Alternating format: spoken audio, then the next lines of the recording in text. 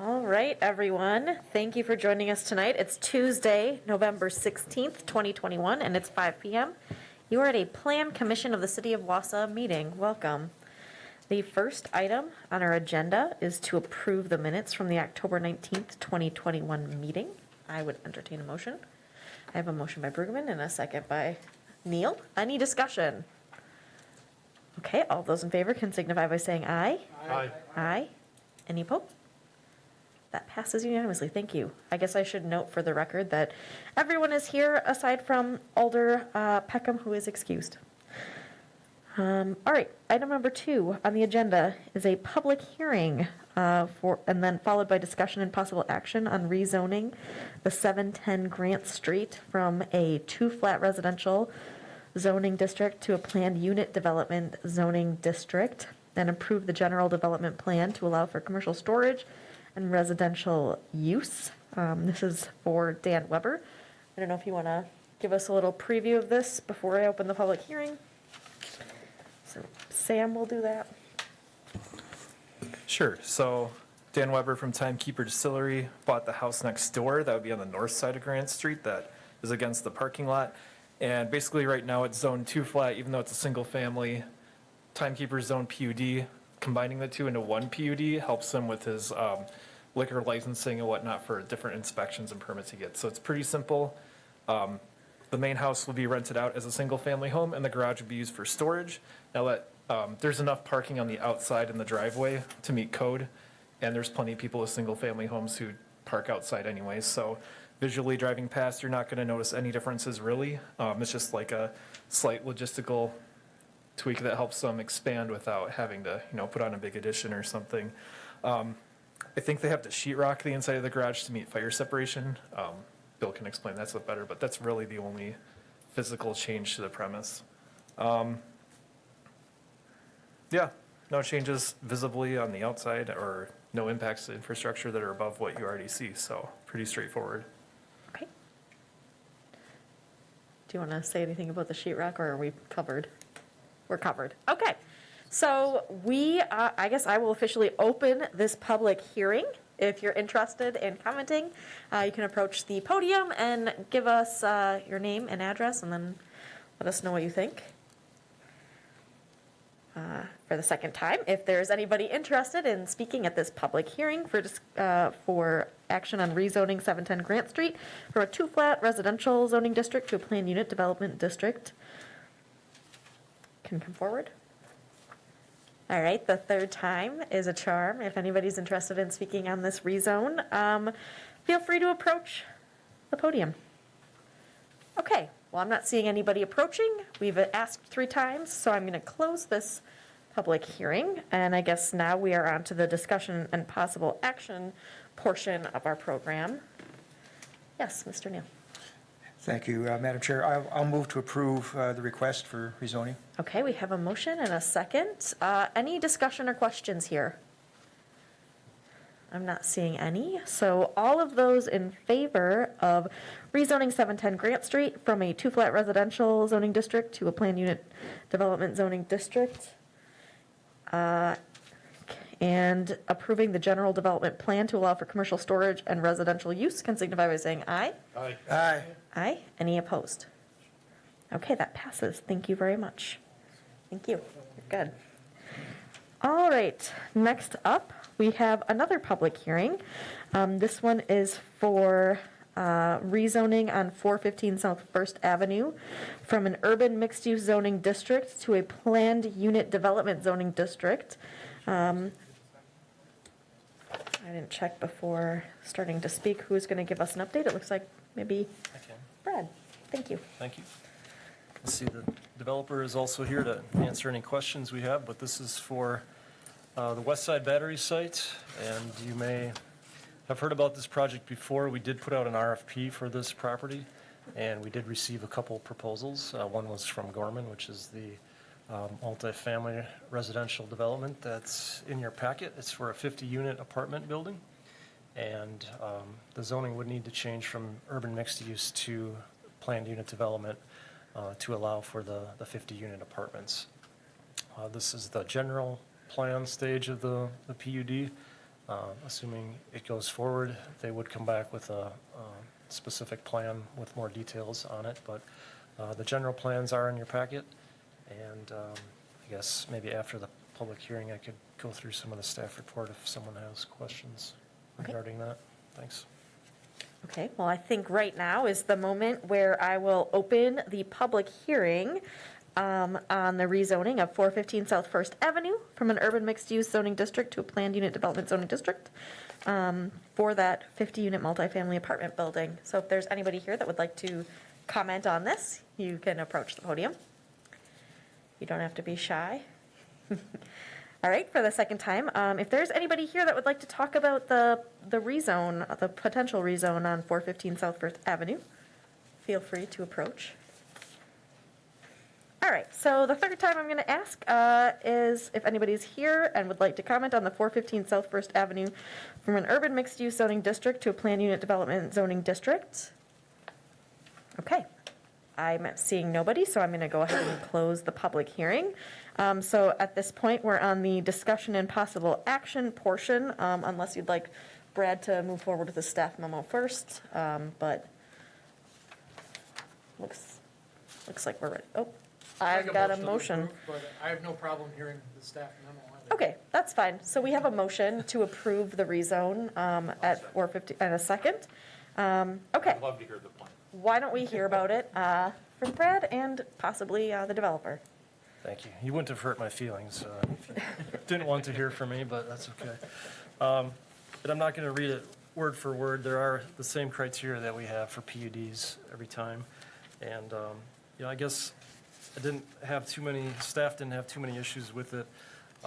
Again, this is the general plan. There can be more details to be worked out with the developer. During the next step, we get more specific plans that we can look at and get into the details. But, one of the things that was noted was the parking situation is a pretty tight site.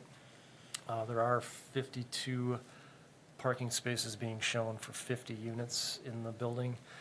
It is a mix of 1, 2, and 3 bedrooms. So, and again, this is a PUD, so the standards are flexible, but, based on our regular standards for the zoning, the parking right now, as shown, is a little lighter than we normally would see for a development of this size. So I guess a recommendation is in the staff report is to look at the parking between now and the specific plans. There was some discussion at the ED committee about some things they're already doing with looking for parking off-site and adjacent parcels.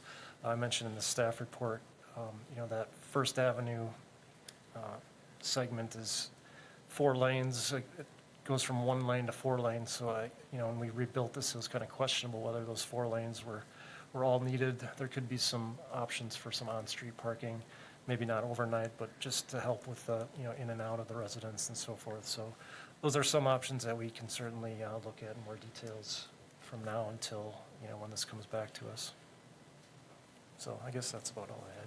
Would you like to speak with us too? All right, we have a representative from Gorman. Fill in a couple of gaps before you have questions. Hi, Yes. welcome. Thank you. My name is Ted Matcom. I'm the Wisconsin Market President for Gorman and Company. Appreciate the opportunity to present this to you. I think which was stated, there's some challenges on the parking, and we acknowledge that. We do have 52 spaces slated underground, and then we'll probably need a couple more, but more than a couple more. However, there are some opportunities in this area, I think, where we can maybe do some things. There's got to be some utility relocation. I mean, this is a tough site. This is not your Candyland site by any means. And so we'll have to reconfigure some things around here that I think will open up some areas for parking. And as was said, what we're doing at this stage is trying to get a general development plan so that you all think that the density here of the 50 units is possible. Again, we can always go back if we need to, but we can never go more. And the reason is because we're going to do a WIDA application. And the WIDA application, you need the exact amount of units and how many you're going to do it. If you want to do 50, you have to ask for 50. You can always go to 45. if you have to in terms of parking, and we all think that's a little too much, but you can never go to 51, and if you go to 45, you can't go to 46. So we thought this was a good kind of compromise, and then we'd work towards making people comfortable about the parking situation. And then in terms of, you saw a rendering, which I've been in Wausau for about 15 years now. We did Cannonburg Plaza was our first one, Riverview Towers. We're doing the Landmark right now. I come into Wausau a lot. I go past this site all the time, and it just screams for something.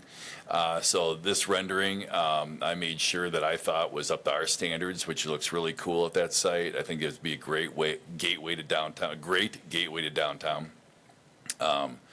And you know, I just think there's some things we have to work through here, but as a general development, if we're all on board, like this is an appropriate try for this site, I think that's what we're trying to do here. We'll put a weed app, we get the credits, and we'll start drilling down into the brass tacks details.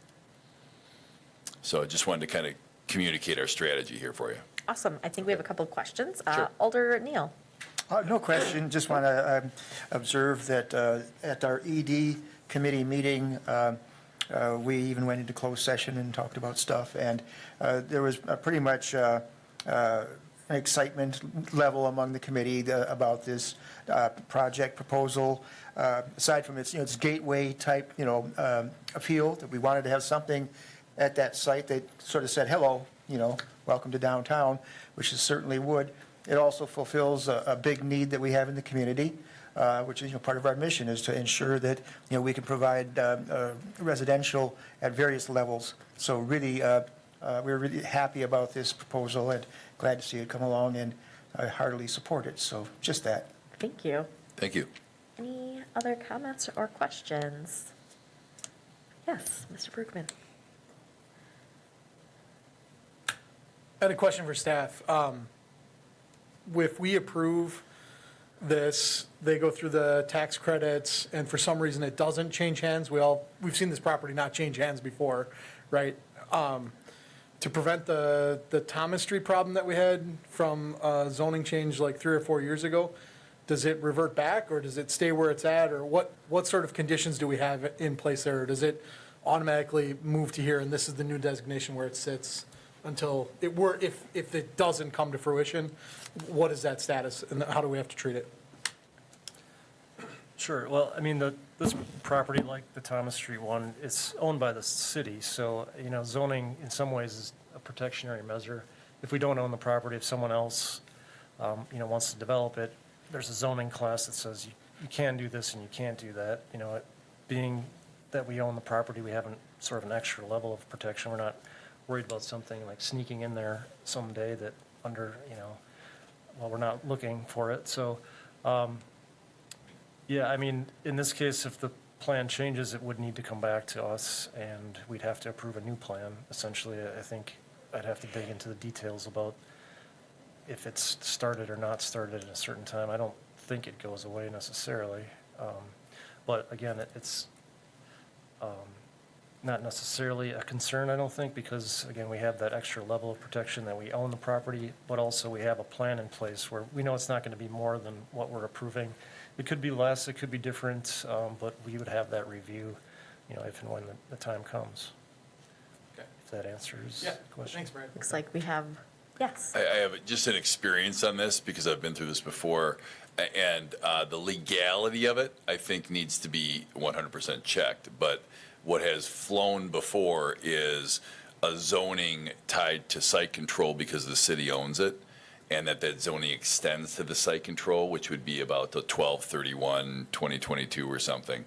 And then again, if the site control expires and nothing happens, the zoning would expire with it. That's what we've done in the past. So I would want that to be sanctified by your attorney, but that's what we've done in the past.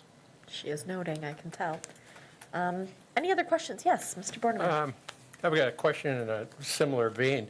The city still owns this property? Yes. Okay, generally in zoning requests or zoning change requests, there's only 3 entities that can do it: the owner, the zoning board or the zoning authority, or a designee. is this the designee that's, or am I just splitting hairs here? By action of the Economic Development Committee, do they automatically become like a designee to be the applicant? Yeah, I would say so, yeah. Okay, I mean, this commission can initiate zoning changes, so I Okay. mean, in effect, that's kind of what we're doing here Okay. tonight, even though, they filled out an application for a zoning change. okay. I mean, So we're giving in our essence, it's the blessing. city that's requesting zoning change through them. I think that's Okay, right. thank you. Okay, any other questions? Otherwise, I think we are ready to vote. So all of those in favor of rezoning 415 South First Avenue from an urban mixed-use zoning district to a planned unit development zoning district and approving the general development plan to allow for a 50-unit multifamily apartment building can signify by saying aye. Aye. Any opposed? Okay, that passes. Thank you very much. Appreciate it. All right, it is public hearing night, so we are now, I guess this one will be going to our city council next week on 11/23, so you can hear more about this. The others are going on the 12/14.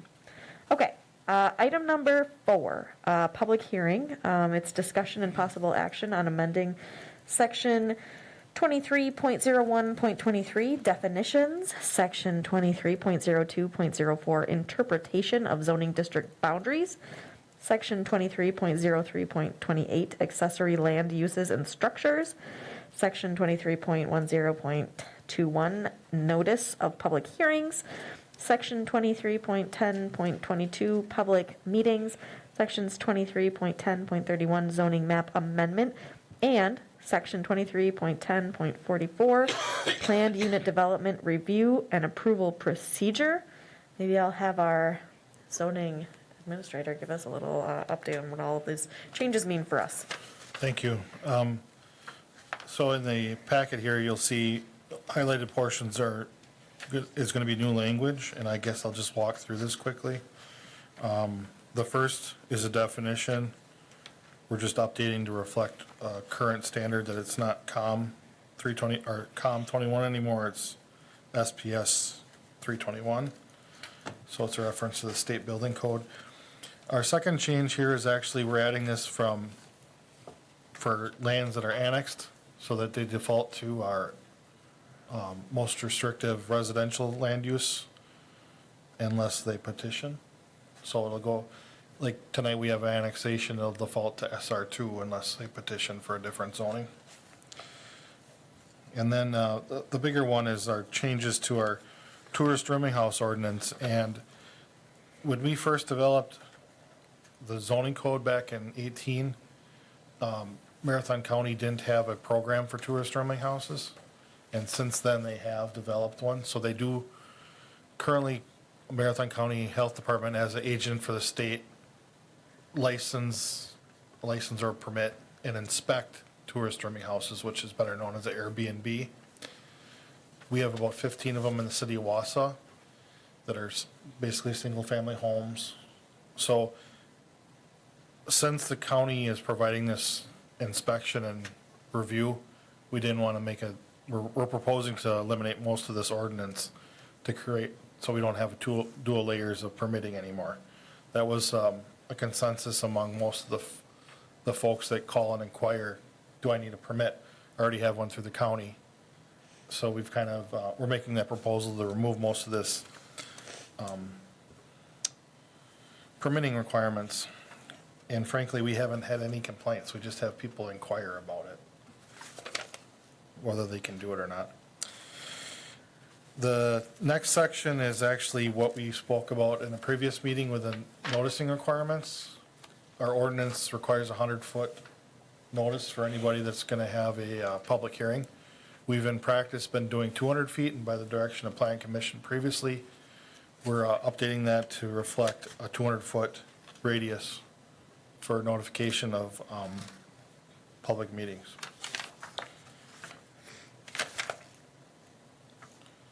And then just some final tweaks on the language for the petition against. So if neighbors are against the rezoning or whatever it may be, they can petition, and there's some updated language in here. Okay, thank you very much. Maybe before I take comments from our board, I'm going to go ahead and open the public hearing. So if there is anybody here that would like to comment on the changes to our definitions and interpretation of zoning district boundaries or anything here, I would welcome you to the podium to address us. Okay, second ask, I'm not going to read through the section numbers again right now, but I will when we vote on it. But we're talking today about interpretation of zoning district boundaries, accessory land use and structures, public hearing, noticing, and public meetings, and zoning map amendments. Okay, one last time, if you are here for the public hearing on amending the zoning code to update some interpretation of zoning district boundaries and accessory land uses and structures, or maybe some planned unit development review and approval procedures, I would welcome you. Okay, so I'm going to go ahead and close this public hearing. I guess this is the point where I would entertain a motion if anybody would like to, yep. I'll make a motion to approve. Looks like we have a motion to approve the changes to our, okay, a motion and a second. I'm ready to discuss if you'd like. Okay, I'm not seeing anybody here who'd like to discuss, so what's going to happen next is we are going to vote on approving section 23.1.23 definitions, section 23.02.04 interpretation of zoning district boundaries, section 23.03.28 accessory land uses and structures, section 23.10.21 notice of public hearings, section 23.10.22 public meetings, section 23.10.31 zoning map amendment, and section 23.10.44 planned unit development review and approval procedure. If you're in favor of these changes, you can signify by saying aye. Aye. Aye. Aye. Is there anybody opposed? Okay, yay, that passes unanimously. Thank you for your work on the code. Next up, item 5, discussion and possible action on approving a conditional use at 410 South Bella Street to allow for assembly of components for transportation vehicles in a medium industrial zoning district. This is for Seagrave Fire Apparatus LLC. I don't know if you'd like to say anything before we get down to business.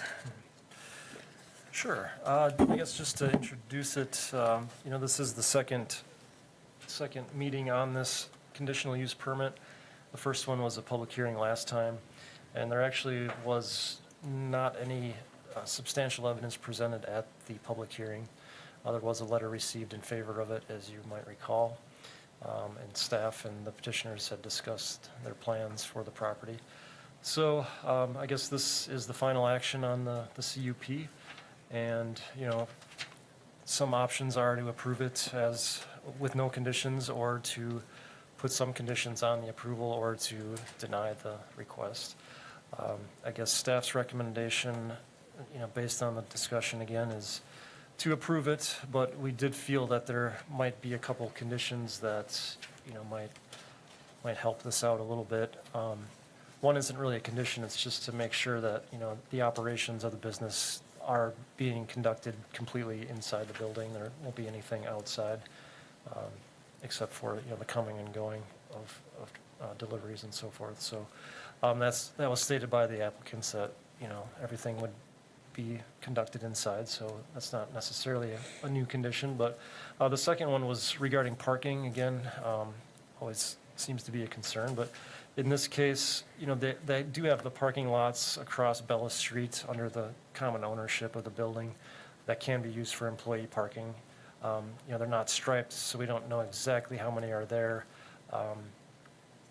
And some of the pavement is in better shape than others, and it's hard to tell where some pavement stops and where some starts. There are some dirt lots out there that are actually owned by others, and those likely won't be part of the employee parking. But I guess just to make it clear that, staff recommends that any parking does occur on a paved surface. If it's not improved, if everyone can fit on the paved surface, great, but if not, some may need to be improved in order to accommodate those, or, in this case, there are some trailers that could be moved so that parking could be accommodated again on the paved surface rather than going to some of these unimproved areas, so people are parking, on the dirt and grass and whatnot. So that was just a condition that we thought may help things out here. So that's about it. Thanks. Okay, is anybody ready with a motion, possibly? Okay, we have a motion to approve.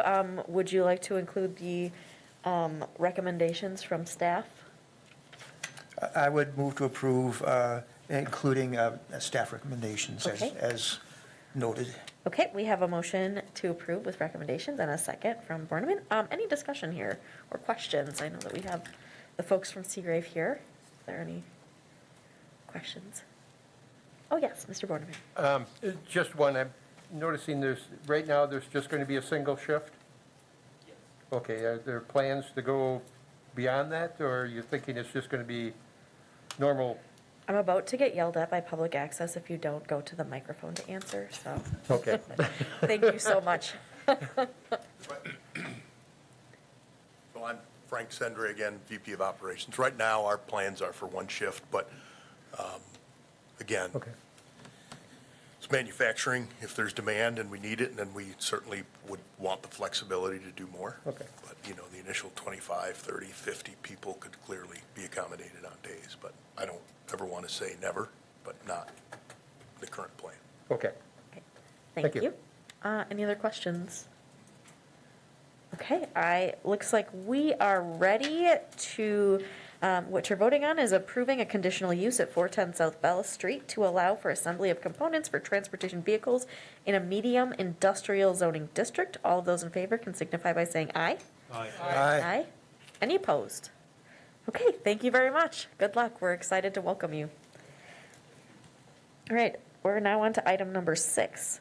Discussion and possible action on petition for annexation. This is for Groby. Looks like we have some coordinates there in the town of Stettin. I'm going to go ahead and let, I think, Brad, Well, I don't know. or who wants to take this? Do you want to take- Eric, thank you. Sure. Yeah, this is a residential property, looking to come into the city for access to water and sewer, so. Great spot in the neighborhood.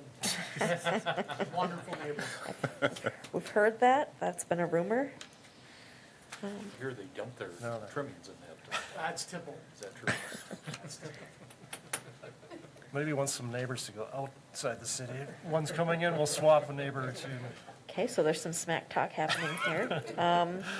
I guess at this point, if there's anybody with a motion, I would entertain it. I'll make a motion. Okay, we have a motion to approve the petition for annexation from the town of Stettin, and a second. It looks like it was a motion from Brueggemann and a second from Bolkin. No, it's the other way around. Yeah, it was the other way around. Okay, a Andrew motion said I from could make Bolkin and a second from Brueggemann. Any questions or discussion? Everyone's getting punchy tonight. It's almost Thanksgiving.